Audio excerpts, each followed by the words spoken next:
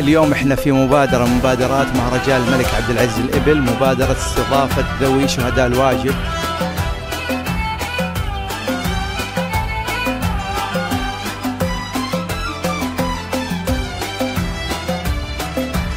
معنا ذوي شهداء الواجب من وزارة الدفاع، أبنائنا اللي قدموا أرواحهم رخيصة للوطن. معنا آباء شهداء وأبناء شهداء وإخوان شهداء.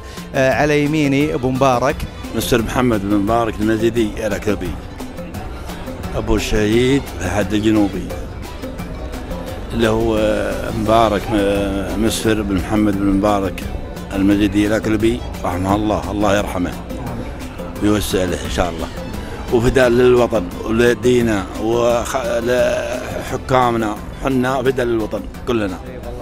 ونشكرهم على دعوة اللي دعونا فيها في مهرجان الملك عبد العزيز رحمة الله عليه، وحوافة ما شاء الله تبارك الله، واستقبال طيب، والله لا يهينهم على كل حال، ومشكورين على ما بذلوه. معكم سعد بن علي بن فليح القحطاني، والد الشهيد النقيب محمد سعد القحطاني، طبعا شهيد الحد الجنوبي.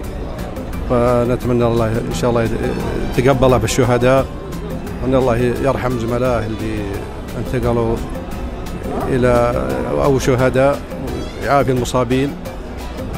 ثانيا نشكر مهرجان الملك عبد العزيز على المبادرة الطيبة اللي صراحة انها رفعت معنوياتنا، ويشكرون على ذلك، ممثلة في اخونا عبد الرحمن بن جبرين، ونشكرهم على كريم الاخلاق وعلى ما شاء الله. وهذا التنظيم صراحة نشيد به، تنظيم ممتاز جدا، وفيه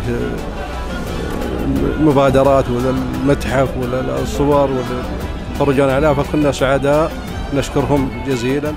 اولا قبل كل شيء اشكر سعادة العميد عبد الرحمن جبرين على حسن الاستضافة واستقبال، والذي اكرمنا وايضا عرفنا على المتحف، وايضا على مهرجان الملك عبد العزيز للإبل. كما انا سعيد جدا بحضوري هنا وتواجدي هنا انا واخوي العزيز، وايضا اشكر جميع العاملين على هذا المهرجان. ومهرجان الملك عبد العزيز للإبل غني عن التعريف، هو يحكي عن قصة امجاد في عهد الملك عبد العزيز رحمه الله ومؤسسة المملكة العربية السعودية، وايضا عن الابطال سواء كان في الحد الجنوبي او ايضا لخدمة الدين وخدمة هذه البلاد المباركة. سعيدين جدا بتواجدنا معاكم، واشكر جميع العاملين اللي قدموا كل شيء لهذا المتحف، من حسن استقبال وايضا حسن كرم، وايضا من تنظيم رائع. والمتحف هذا جدا جميل، وهذا يعني اكبر تعريف لمهرجان الملك عبد العزيز. شاكر لكم على حسن الاستضافه والاستقبال. الشكر لله سبحانه وتعالى، ثم لكم اللي اكرمتونا بجيتكم. ومن يستحق الشكر من القائمين على المهرجان هم سعادة الشيخ فهد بن فلاح بن حثلين، رئيس مجلس إدارة نادي الإبل والمشرف العام على مهرجان الملك عبد العزيز الإبل.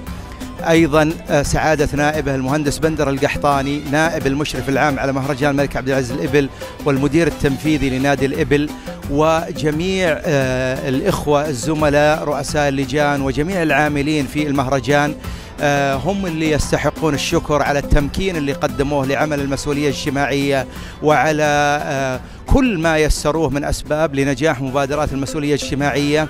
واليوم مسك الختام استضافتنا لهؤلاء الرائعين ضيوفنا ذوي شهداء الواجب اللي على رؤوسنا بالفعل، ويذكروننا بأبطالنا شهداء الواجب اللي في قلوبنا ولا ننساهم أبدا. نسأل الله أن يعز بلدنا، وأن يؤيد ولاة أمرنا بنصره، وأن يحفظ علينا أمننا وأماننا، وأن يرحم موتانا ويغفر شهدائنا، ويوفق الأحياء لكل خير.